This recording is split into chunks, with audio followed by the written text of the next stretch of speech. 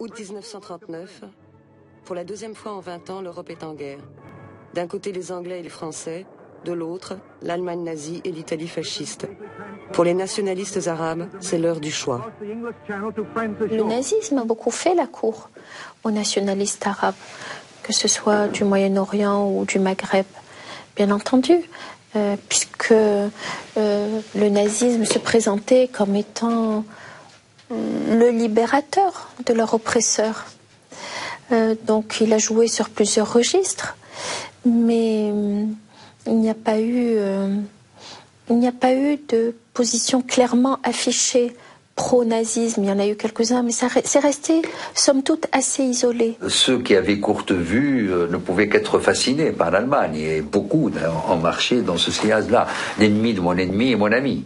En ne voyant pas les conséquences. Alors celui qui s'est le plus fourvoyé dans cette affaire et qui n'avait pas de vision, c'est Al-Husseini, le moufti de Jérusalem. Après avoir fui la Palestine en 1939, Haj Amin al-Husseini refait surface à Bagdad le 1er avril 1941. On le retrouve alors aux côtés d'officiers irakiens pro-nazis qui font un coup d'État contre le roi pro-britannique Abdul Illah. 2 mois plus tard, l'armée anglaise est aux portes de Bagdad et force les putschistes à fuir.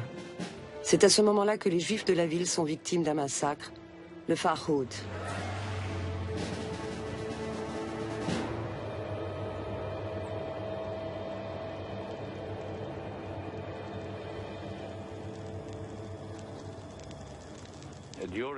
Pendant la période où ce groupe nationaliste pro-nazi a pris le pouvoir, les Juifs étaient soumis à une forte pression.